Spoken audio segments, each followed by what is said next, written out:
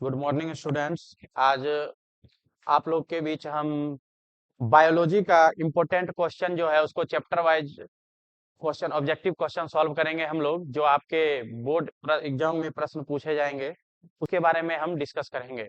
तो चलिए हम चैप्टर वाइज आपके प्रश्न को डील करते हैं। बायोलॉजी का फर्स्ट चैप्टर है जीवों में जनन, उसके प्रश्न को हम बात करते हैं। फर्स्ट चैप्टर आ गया आपका जीवों में जनन, इसके बारे में हम बातचीत करना शुरू करते हैं। अब देखते हैं हम पहला प्रश्न क्या कहता है। पहला प्रश्न कहता है आलू में कायिक जनन होता है। अब बताइएगा, आप लोग भी बताते जाइएगा, आलू में कायिक प्रजनन किसके द्वारा होता है। पहला ऑप्शन है भूमिगत तने से, और दूसरा प्रश्न है जड़ द्वारा ऑप्शन है, और तीसरा है पत्ती द्वारा, चौथा है पुष्प द्वारा। तो हम बताए थे आलू में कायिक प्रवर्धन जो होते हैं उसके कायिक वर्धी भाग से होते हैं, और आलू का कायिक वर्धी भाग भूमि के भीतर तना के रूप में होता है। तो आपके पत्ती के द्वारा उसमें जनन नहीं होता, ये ऑप्शन गलत हो जाएगा।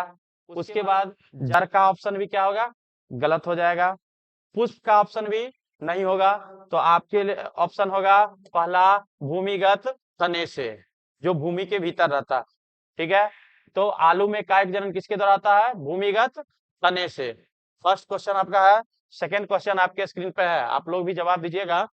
सेकंड क्वेश्चन कहता है ईस्ट में अलैंगिक जनन प्रायः होता है। तो हमने बताया था अलैंगिक जनन के कई टाइप्स के बारे में।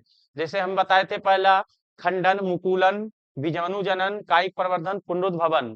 तो आप देखिएगा क्वेश्चन, ईस्ट में अलैंगिक जनन पहला ऑप्शन कहता है मुकुलन द्वारा, दूसरा ऑप्शन है बीजाणु द्वारा, सॉरी तीसरा ऑप्शन बीजाणु द्वारा, दूसरा विखंडन द्वारा, चौथा है रोपण। तो ईस्ट में क्या होता है आप लोग बताइएगा कमेंट सेक्शन में।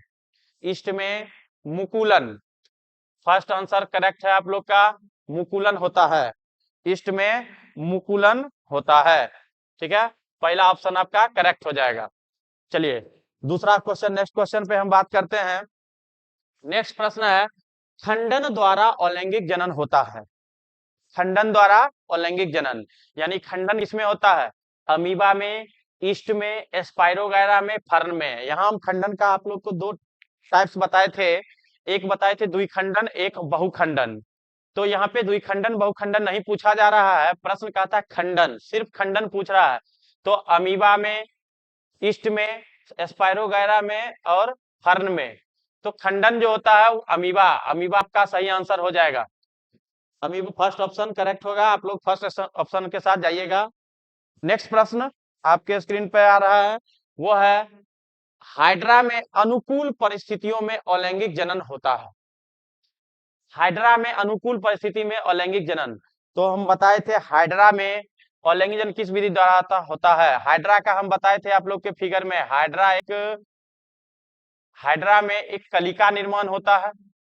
ठीक है, कलिका निर्माण, इसको मुकुलन कह सकते हैं या बीजाणु जनन या विखंडन या द्विखंडन, आप लोग बताइएगा। हाइड्रा में मुकुलन होता है, ये इसका मुकुल भाग है जो इससे डिटैच हो जाता है। तो ऑप्शन क्या आ जाएगा आपका, सही ऑप्शन आपका आ जाएगा मुकुलन। ठीक है, सही ऑप्शन आपका आ जाएगा मुकुलन, हाइड्रा में मुकुलन द्वारा होता है। ठीक है, नेक्स्ट प्रश्न, पत्तियों द्वारा कायिक प्रवर्धन होता, सॉरी पट्टियों नहीं पत्तियों होगा, पत्तियों, यहां पर पत्तियों होगा। पत्तियों द्वारा कायिक प्रवर्धन किसमें होगा, तो पत्ती के द्वारा कायिक प्रवर्धन किसमें होता है वो बताइएगा। पहला ऑप्शन है दूब घास में, यानी घास का है, दूसरा ऑप्शन है आलू में, तीसरा घास में, चौथा ब्रायोफिल्म में। तो हम बताए थे अलैंगिक जनन की कुछ घटनाएं, जहां हमने बताया था कि ब्रायोफिल्म पादप में पत्रकलिका का निर्माण होता है, उसके पत्ती वाले भाग में। जैसे ब्रायोफिल्म का ये पादप है, इसके पत्ती वाले भाग से ही नए पादपों का निर्माण होता है, ये इसका कायिक वर्धी भाग होता है। तो पत्ती द्वारा कायिक प्रवर्धन किसमें हो जाएगा, bryophyllum, bryophyllum is the correct answer. चलिए अब नेक्स्ट क्वेश्चन पे हम बात करते हैं। नेक्स्ट प्रश्न आपके स्क्रीन पे आ गया है, आप लोग कमेंट सेक्शन में जवाब देते जाइएगा। फर्स्ट नेक्स्ट क्वेश्चन है निम्नलिखित में कौन सा विभिन्नता लाने वाले आनुवंशिक संयोजन को उत्पन्न करता है, यानी विभिन्नता लैंगिक जनन में होता है। हम बताए थे, डिस्कस किए थे, यहाँ पे लैंगिक जनन के बारे में बात कर किया जा रहा है। और आनुवंशिक संयोजन को उत्पन्न करता है। विभिन्नता आप लोग बताए थे हम वहां पे, अलैंगिक जनन में जितने भी संतति उत्पन्न होते हैं सभी एक दूसरे के समरूप यानी समान होते हैं, परंतु लैंगिक जनन में हमने बताया था लैंगिक जनन में उत्पन्न संतति आपस में एक दूसरे से भिन्न भिन्न होते हैं, अर्थात उसमें विभिन्नता पाई जाती है। तो यहाँ पे विभिन्नता उत्पन्न करने वाला संयोजन उत्पन्न करता है, आंसर आपका सही करेक्ट आंसर हो जाएगा लैंगिक जनन। लैंगिक जनन इज द राइट आंसर। ठीक है, चलिए नेक्स्ट प्रश्न बात करते हैं हम। नेक्स्ट प्रश्न है युग्मक होते हैं, हमने यह क्वेश्चन बार बार लिखाया है आप लोग को। युग्मक अगुणित, द्विगुणित, त्रिगुणित, चतुर्गुणित, युग्मक का कहीं भी बात आए, चाहे कोई नर युग्मक हो, मादा युग्मक हो, अंडाणु हो, शुक्राणु हो, पुंगणु हो, उसके बाद परागकण हो, ये सभी युग्मक कहलाते हैं जो हमेशा अगुणित होते हैं, जिसमें गुणसूत्र की संख्या आधी होती है यानी हैप्लॉइड कहा जाता है। तो युग्मक प्रायः अगुणित होते हैं, आप लोग अगुणित के साथ जाइएगा। ठीक है, चलिए नेक्स्ट प्रश्न, युग्मनज प्रायः होते हैं। चलिए नेक्स्ट प्रश्न इसके अगुणित द्विगुणित से ही रिलेटेड है। युग्मनज हम बात करते हैं, युग्मनज क्या होता है। युग्मनज बताए थे अंडाणु और शुक्राणु के संलयन से एक संरचना का निर्माण होता है। अंडाणु अगुणित होता है जिसमें गुणसूत्र की संख्या अगुणित होती है, मतलब n होता है, और शुक्राणु भी n होता है यानी हैप्लॉइड होते हैं, अगुणित होते हैं। दोनों संरचना अगुणित संरचना मिलते हैं तो मिलकर एक द्विगुणित संरचना का निर्माण करते हैं, अतः इसको क्या कहते हैं, जाइगोट कहा जाता है। अतः जाइगोट को हम द्विगुणित कहा जाता है। जाइगोट क्या होते हैं, द्विगुणित। तो द्विगुणित ऑप्शन के साथ जाइएगा, युग्मनज यानी जाइगोट को युग्मनज कहते हैं जो द्विगुणित होते हैं। द्विगुणित आपका बी नंबर आंसर सही हो जाएगा। चलिए हम नेक्स्ट प्रश्न पे बात करते हैं। फिर अगला प्रश्न कहता है बाह्य निषेचन किसमें पाया जाता है। हमने बताया था निषेचन दो प्रकार के होते हैं, एक बताए थे अंतः निषेचन, दूसरा बताया था बाह्य निषेचन। यानी शरीर के भीतर होने वाले निषेचन को अंतः निषेचन कहते हैं, जबकि शरीर के बाहर होने वाले निषेचन को बाह्य निषेचन कहते हैं। तो पहला ऑप्शन है मानव, मानव में शरीर के भीतर निषेचन होता है, इसीलिए ये ऑप्शन गलत हो जाएगा। सरीसृपों में, सांपों में भी निषेचन शरीर के भीतर होता है, ये अंडप्रजनक जीव है। अगला ऑप्शन है मेढक और बंदर, बंदर प्राइमेट्स जीव में आते हैं, इसीलिए इसमें भी शरीर के भीतर ही होता है। बच गया आपका मेढक, यानी मेढक आपका सही आंसर हो जाएगा, यानी बाह्य निषेचन मेढक में पाया जाता है। चलिए नेक्स्ट प्रश्न पे हम बात करते हैं। 10 नंबर प्रश्न है आपके स्क्रीन पे, आप लोग भी आंसर दीजिएगा। पुनरुद्भवन की असीम क्षमता पाई जाती है। पुनरुद्भवन अलैंगिक जनन का एक भाग है जिसको इंग्लिश में रीजेनरेशन कहा जाता है। पुनरुद्भवन मतलब पुनः उसके खंडित भागों से नए जीवों की उत्पत्ति होती है। आपके पास ऑप्शन है first planaria, B number option है मक्खी, सी में है कीट, डी में मनुष्य। बताइएगा आप लोग। Planaria, planaria is the right answer. पुनरुद्भवन किसमें होता है, प्लेनेरिया में। प्लेनेरिया के जितने भी खंडित भाग होते हैं, जैसे ये प्लेनेरिया है, इसके भीतर इसको 3 खंड में हम काट देंगे तो इसका तीनों खंड से एक अलग अलग जीव का निर्माण होगा, प्लेनेरिया। ठीक है, ये अलग अलग प्लेनेरिया बनते हैं, यानी पुनः उसका निर्माण होता है। तो पुनरुद्भवन की सीम क्षमता किसमें पाई जाती है, प्लेनेरिया में। ये आपका राइट आंसर हो जाएगा। ठीक है, चलिए अब बात करते हैं नेक्स्ट प्रश्न पे। मध चक्र, ओस्ट्रस चक्र जिसको कहते हैं ओस्ट्रस साइकिल, मध चक्र किसमें पाया जाता है। हम बताए थे लैंगिक जनन वाले जीवों के भीतर 2 प्रकार के चक्रीय परिवर्तन होते हैं। दोनों चक्रीय परिवर्तन कहने का मतलब साइक्लिक चेंजेज, यानी जो चक्र बार बार दोहराया जाता है उसी को मध चक्र कहते हैं या ऋतुस्राव चक्र भी कहते हैं। तो हम देखेंगे मध चक्र किसमें होता है। हमने बताया था मध चक्र प्रायः प्राइमेट्स में होते हैं। प्राइमेट्स कहने का मतलब जो हमारे पहले के एंसेस्टर हैं, पूर्वज। प्री मतलब क्या होता है, पहले, और मेट्स का मतलब होता है एंसेस्टर, जिसको कहते हैं हिंदी में पूर्वज, यानी हम लोग के जो पूर्वज थे। मध चक्र पाया जाता है किसमें, मनुष्य में, बंदर में, भेड़ में, कपी में। यहाँ देखिए मध चक्र का बात करते हैं हम, मध चक्र नॉन प्राइमेट्स में होता है। प्राइमेट्स यानी जो हम लोग का पूर्वज थे, और नॉन प्राइमेट्स कहने का मतलब जिसमें जिसमें मासिक चक्र नहीं होता है, अर्थात जो हम लोग का पूर्वज नहीं है।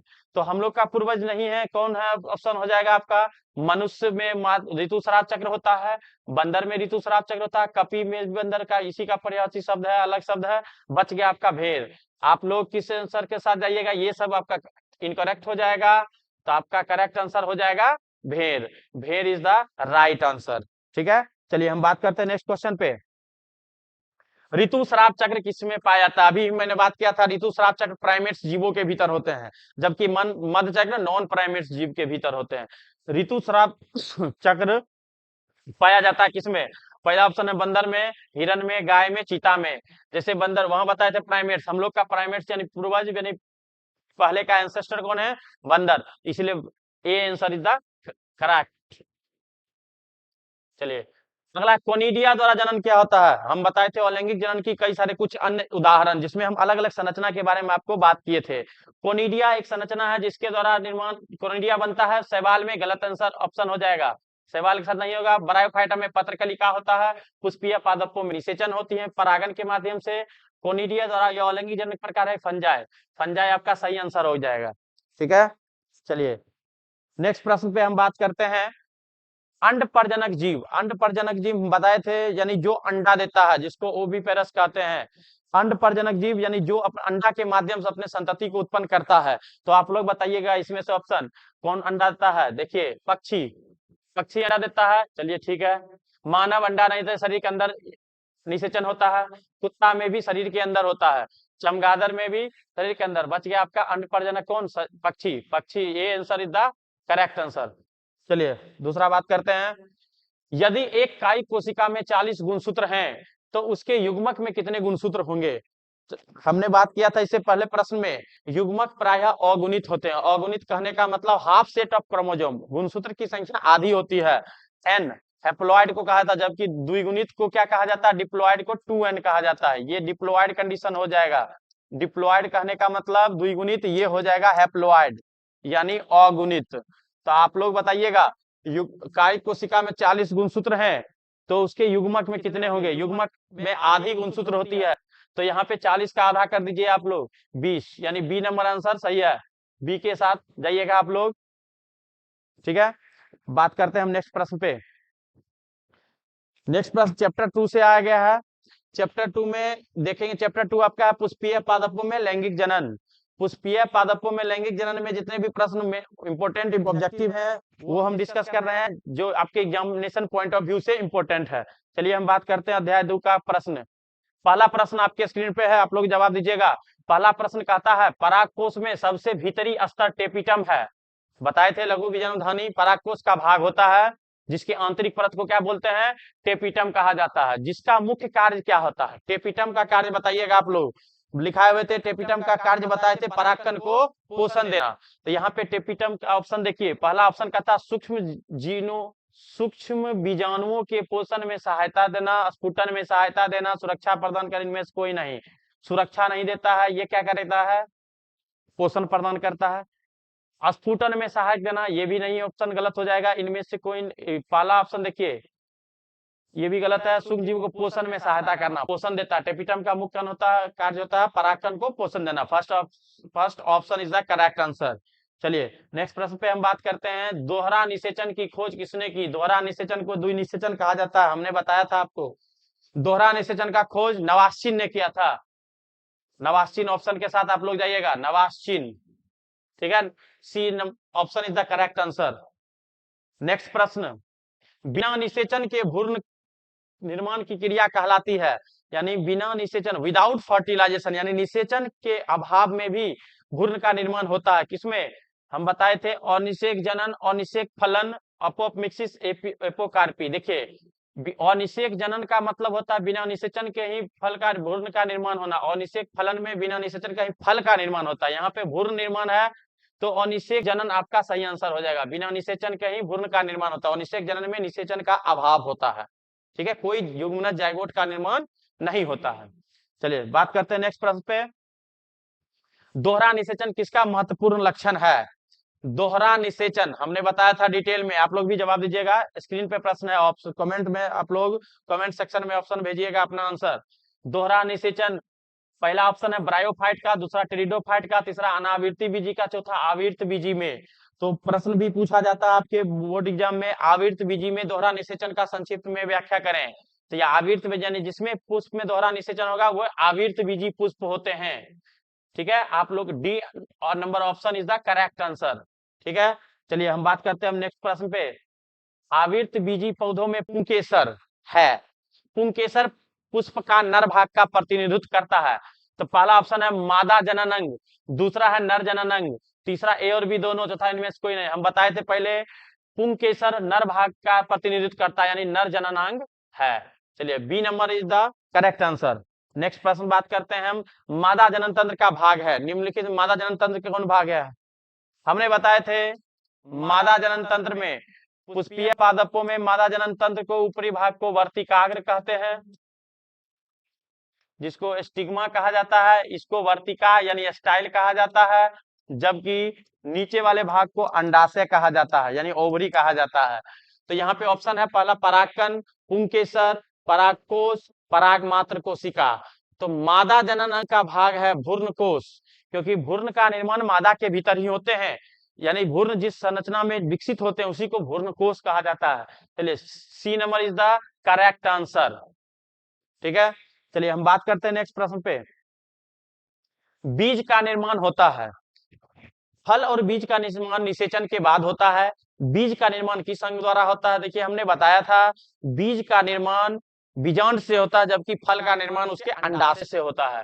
यहाँ पे ऑप्शन कहा था अंडाशय से, जो ऑप्शन गलत हो जाएगा, इससे फल का निर्माण होता है। दूसरा था भ्रूणकोश, भ्रूणकोश से किसी संरचना का निर्माण नहीं होता है, बल्कि यह किसी किसी में शेष रह जाते हैं, या फिर या भ्रूण, यहाँ पे भ्रूण का स्थान यानी भ्रूण यहाँ पे पाया जाता है। सी नंबर है बीजांड से, डी नंबर परागकोश से। परागकोश से परागकण का निर्माण होता है, जबकि बीज का निर्माण बीजांड से। C number is the right answer. चलिए हम बात करते हैं अब नेक्स्ट प्रश्न पे। नेक्स्ट प्रश्न है, निम्न में अगुणित कोशिका है। अगुणित कोशिका मतलब जिसमें गुणसूत्र की संख्या आधी हो, हाफ सेट ऑफ क्रोमोसोम। पहला ऑप्शन है टेपिटम, दूसरा परागमात्री कोशिका, तीसरा परागकण, चौथा भ्रूणपोष केंद्रक। हम बताए थे जितने भी युग्मक होते हैं वो क्या होते हैं? अगुणित होते हैं। यहाँ पर देखिए नर युग्मक कौन सा है? परागकण को नर युग्मक कहा जाता है, पुष्पीय पादपों में नर युग्मक को परागकण कहा जाता है। और हमने बताया था एक प्रश्न भी हम पीछे डिस्कस किए थे, जो युग्मक प्राय अगुणित होते हैं, यानी परागकण युग्मक है जो अगुणित होगा, जिसमें गुणसूत्र की संख्या n यानी हाफ सेट ऑफ क्रोमोसोम होती है। तो C number is the correct answer. Next प्रश्न पे हम बात करते हैं, दोहरा निषेचन की क्रिया होती है। दोहरा निषेचन क्या होता है? फर्स्ट ऑप्शन है दो नर युग्मकों की संलयन, नहीं, दो नर युग्मक को संलयन क्रिया को निषेचन कहते हैं, ये ऑप्शन पूरा तरह गलत हो जाएगा। बी नंबर ऑप्शन है अंड कोशिका एवं दो नर युग्मकों के संयोजन। तीसरा है एक नर युग्मक का अंड कोशिका से तथा दूसरे द्वितीय केंद्रक से संयोजन। नर युग्मक का दूसरा केंद्रक से संयोजन। देखिए यहाँ पे ऑप्शन आपके सामने है, और इसको बारीकी से पढ़ने के बाद आप लोग आंसर दीजिएगा। आपका आंसर सी नंबर सही होगा। एक नर युग्मक अंड कोशिका के साथ संलयन करता है, जबकि एक नर द्वितीय केंद्रक यानी जिसको ध्रुवीय केंद्रकी का उसके साथ संयोजन करता है, यानी तीन बार निषेचन क्रिया दो बार होती है, परंतु संलयन तीन अगुणित संरचना से होता है। तो C number option is the correct answer, यानी एक नर युग्मक का अंड कोशिका से तथा दूसरे नर युग्मक का द्वितीय केंद्रक से संयोजन होगा। ठीक है, अब बात करते हैं नेक्स्ट प्रश्न का। पुष्प में सहायक चक्र होते हैं। सहायक चक्र कहने का मतलब उस पुष्प का कौन सा भाग है जो पुष्प के भीतर सहायता प्रदान करते हैं? पहला ऑप्शन है बाह्य दल पुंज एवं पुमंग। पुमंग पुष्प का नर भाग है, सहायक चक्र नहीं है, तो ये ऑप्शन गलत हो जाएगा इसमें। नेक्स्ट है पुमंग और जायांग, ये इसका मादा और नर भाग का प्रतिनिधित्व करता है। दूसरा है पुमंग एवं दलपुंज, जो भी आपका गलत हो जाएगा। दलपुंज सहायक है पर पुमंग इसका नर भाग होता है। डी नंबर ऑप्शन है बाह्य दलपुंज और दलपुंज, ये सभी बाहर में पाए जाते हैं जो पुष्प में सहायक चक्र होते हैं। पुष्प के पादप में नीचे की ओर दलपुंज बाह्य दलपुंज पाया जाता है। इस टाइप से हमने फिगर में भी बताया था, दलपुंज और बाह्य दलपुंज। ठीक है, ये पुष्प के बाहर से होते हैं। यहाँ पुष्प के हम फिगर भी बता देते हैं, इसे बताए हुए हैं। ये इसका नर युग्मक नर भाग, ये दलपुंज बाह्य दलपुंज और दलपुंज होते हैं जो पुष्प के सहायक चक्र होते हैं। ठीक है, तो आपका आंसर डी आंसर सही हो जाएगा। चलिए नेक्स्ट प्रश्न पे हम बात करते हैं। नेक्स्ट प्रश्न आपके स्क्रीन पे, आप लोग कमेंट में इसका आंसर बताइएगा। पुष्पीय पौधों में नर युग्मक पाए जाते हैं। नर युग्मक पुष्पीय पादपों में कहाँ पाए जाते हैं? पहला ऑप्शन है परागकण में। परागकण, ये ऑप्शन गलत हो जाएगा क्योंकि परागकण खुद एक युग्मक है, नर युग्मक है, ये इसलिए गलत हो जाएगा। दूसरा है बीजांड में, बीजांड ऑप्शन देख लीजिए, बीजांड में भी युग्मक का निर्माण नहीं होता है। नर युग्मक कहाँ पाए थे? पुंकेसर में। पुंकेसर नरभाग का प्रतिनिधित्व करता है जिसके भीतर नर युग्मक का निर्माण होता है। C number option is the correct answer. चलिए नेक्स्ट प्रश्न पे हम बात करते हैं। आवृत बीजी में भ्रूणपोष होता है। हमने बताया था अंडाणु यानी जितने भी युग्मक होते हैं, युग्मक अगुणित होते हैं यानी गुणसूत्र की संख्या हाफ होती है यानी n, जबकि जाइगोट जिसको युग्मनज कहते हैं वह द्विगुणित होता है यानी डिप्लॉयड होता है जिसमें 2n होता है, जबकि भ्रूणपोष त्रिगुणित होते हैं यानी ट्रिप्लॉयड होते हैं। तो यहाँ पर भ्रूणपोष क्या होता है? त्रिगुणित ऑप्शन के साथ जाइएगा, द्विगुणित नहीं होगा, अगुणित भी नहीं हो सकता है, त्रिगुणित। B number option is the correct answer. ठीक है, चलिए नेक्स्ट प्रश्न पे हम बात करते हैं। ध्रुवीय केंद्रक कहाँ पाए जाते हैं, यानी पाए जाते हैं मतलब कहाँ पाए जाते हैं उसके बारे में बात करना है। ध्रुवीय केंद्रकी बताए थे हमने, ऊपर कैलेजल सिरा पे जो पाए जाते हैं तीन, उसको प्रतिव्यासांत कहते हैं, जबकि जो ध्रुवीय सतह पर पाए ध्रुवीय केंद्रकी कहते हैं। नीचे दो सहायक कोशिका और एक अंड कोशिका होती है। तो पहला ऑप्शन है पराग नलिका में, दूसरा है भ्रूणकोश में, तीसरा भ्रूणपोष में, चौथा निभाग में। तो भ्रूणकोश के भीतर ही सभी संरचना का निर्माण होता है जहां पे भ्रूण बनते हैं। तो B number option is the correct answer. ठीक है, चलिए नेक्स्ट प्रश्न हम बात करते हैं। द्वितीयक केंद्रक का निर्माण होता है, यहाँ देखिए प्रश्न आपके स्क्रीन पे, द्वितीयक केंद्रक का निर्माण होता है किससे? दो नर युग्मकों के संयोजन से। गलत हो जाएगा, दो नर युग्मक कभी संलयन नहीं कर सकते हैं। संलयन होने के लिए एक नर युग्मक और एक मादा युग्मक की आवश्यकता होती है। दूसरा ऑप्शन है दो ध्रुवीय केंद्रकों के संयोजन से। तीसरा ऑप्शन नर युग्मक एवं मादा युग्मक के संयोजन से, इसको निषेचन कहते हैं, सो ये भी गलत हो जाएगा। नर युग्मक एवं ध्रुवीय केंद्रक के संयोजन से, यानी एक नर युग्मक और ध्रुवीय केंद्रक यानी दो ध्रुवीय केंद्रक से संयोजन करने से होता है। एक नर युग्मक और ध्रुवीय केंद्रक से संयोजन करने से होता है। तो द्वितीय केंद्रक का निर्माण किससे होता है? दो ध्रुवीय केंद्रकी के संयोजन। द्वितीय केंद्रक पूछ रहा है तो दो ध्रुवीय केंद्रकी, यानी B number option is the correct answer. ठीक है, चलिए हम बात करते हैं नेक्स्ट प्रश्न पे। भ्रूणकोश की स्थिति द्वितीय केंद्रक में नर युग्मक का संयोजन करता है, यानी भ्रूणकोश में स्थित द्वितीय केंद्रक से नर युग्मक का संयोजन करता है। इसका ऑप्शन बताइएगा आप लोग। पहला है निषेचन, दूसरा अनिषेचन, तीसरा त्रिसंलयन, इनमें से कोई नहीं। भ्रूणकोश जहां स्थित रहता है उसके द्वितीय केंद्रक में नर युग्मक का संयोजन कहता है। भ्रूणकोश में स्थित द्वितीय केंद्रक के नर युग्मक के संलयन क्या कहलाता है? तो दो ध्रुवीय केंद्रकी और एक नर युग्मक, तीनों संलयन, तीनों अग्नि संरचना यानी त्रिसंलयन का। भ्रूणकोश में द्वितीय केंद्रक से नर युग्मक का संयोजन क्या कहलाता है? त्रिसंलयन कहलाता है, जो इसके कारण त्रिगुणी संरचना के रूप में भ्रूणपोष का निर्माण होता है, जो भ्रूण को पोषण देता है। चलिए हम बात करते हैं फिर नेक्स्ट प्रश्न पे। निषेचन के बाद बीजांड के अध्यावरण से क्या बनता है? तो निषेचन के बाद बीजांड से यानी बीज का कौन सा भाग बनता है? बाह्य त्वचा, जो गलत हो जाएगा। बीजांड वृंत ये भी नहीं होगा, फलभित्ति भी नहीं होगा। बी नंबर ऑप्शन सही हो जाएगा, यानी अंतः कवच यानी आंतरिक भाग बनता है। नेक्स्ट प्रश्न, एक परागकोश में परागधानियों की संख्या, देखिए हम बताए थे परागकोश प्रायः द्विपालित होते हैं और प्रत्येक पाली में दो दो कोष्ठ होते हैं। यहाँ पे वही दोनों कोष्ठ की बात कर रहा है।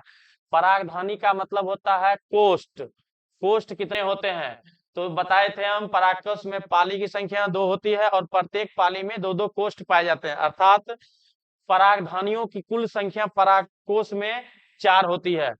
बी नंबर ऑप्शन के साथ आप लोग जाइएगा, B number option correct answer है। चलिए नेक्स्ट प्रश्न पे हम बात करते हैं। परागकण में होते हैं, परागकण में क्या होता है? देखिए ऑप्शन आपके सामने है, एक जनन कोशिका और एक नलिका कोशिका। दूसरा ऑप्शन कहता है दो वर्धी कोशिका और एक जनन कोशिका।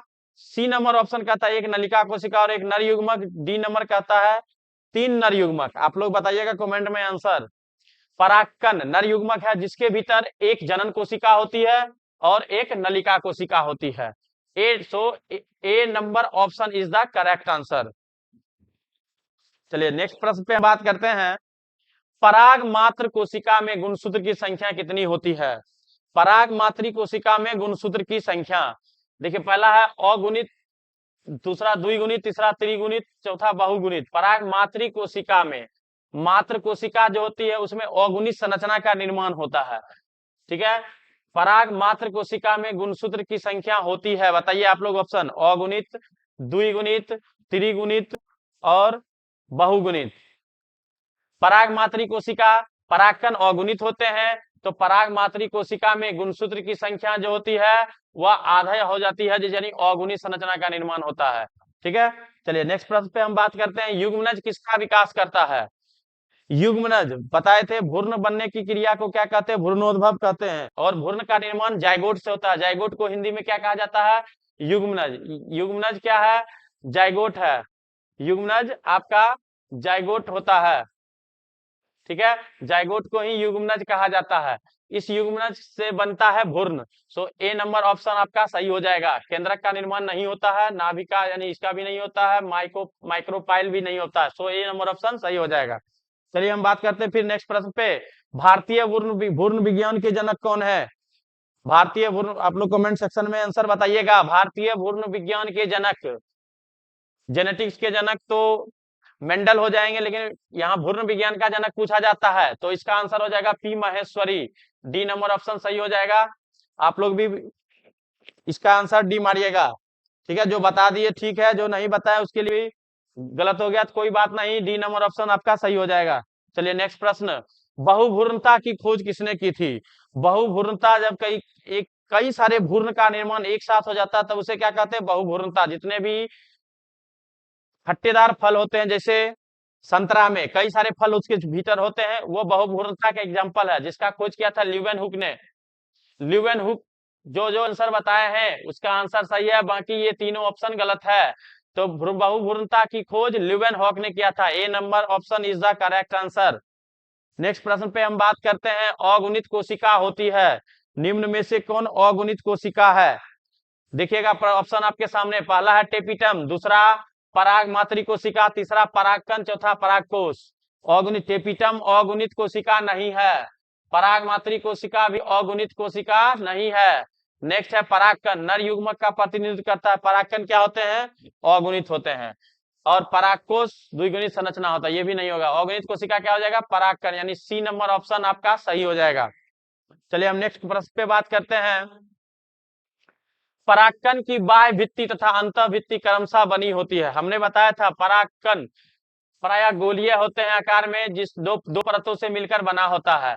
परागकणों के बाहरी परत स्पोरोपोलेनिन से मिलकर बनी होती है, जबकि उसकी आंतरिक परत जो होती है पैक्टिन और सेलुलोज से मिलकर बनी होती है, यानी पैक्ट सेलुलोज कह सकते हैं इसको।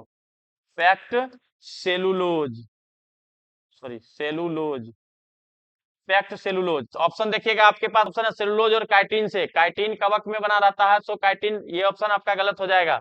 बी नंबर ऑप्शन कहता है स्पोरोपोलेनिन और पैक्ट सेलुलोज से, तो ये आपका बी नंबर ऑप्शन सही हो जाएगा। तो परागकण की बाह्य भित्ति किससे मिलकर बनी होती है? स्पोरोपोलेनिन और pectocellulose. B number option आपका करेक्ट हो जाएगा। चलिए हम बात करते हैं नेक्स्ट प्रश्न पे। नेक्स्ट प्रश्न है, मकरंद उत्पन्न करने वाले पुष्प होते हैं, यानी वैसे पुष्प जिसके भीतर मकरंद पाए जाते हैं। मकरंद जो पुष्पीय पादपों के भीतर जो नेक्टर जिसको इंग्लिश में बोलते हैं, उसी को मकरंद कहा जाता है। मकरंद का निर्माण किसके द्वारा परागन होने से होता है? पहला वायु परागित पुष्प, नहीं हो जाएगा। वायु परागित पुष्प प्रायः मकरंद से युक्त नहीं होते हैं। दूसरा जल परागित पुष्प बताए थे, यह रंगहीन होते हैं, सुगंधित होते हैं और मकरंद रहित होते हैं। पक्षी परागित भी नहीं हो सकता। यहाँ पे हो जाएगा आपका आंसर डी नंबर ऑप्शन सही हो जाएगा। D is the correct answer. ठीक है, चलिए आपका लगभग ऑब्जेक्टिव दो चैप्टर, फर्स्ट चैप्टर और दो चैप्टर का कंप्लीट हो गया है। अब इसके बाद ऑब्जेक्टिव प्रश्न नहीं है, तो ये आपका इंपोर्टेंट ऑब्जेक्टिव प्रश्न है जो आपके एग्जामिनेशन पॉइंट ऑफ व्यू से इंपोर्टेंट है।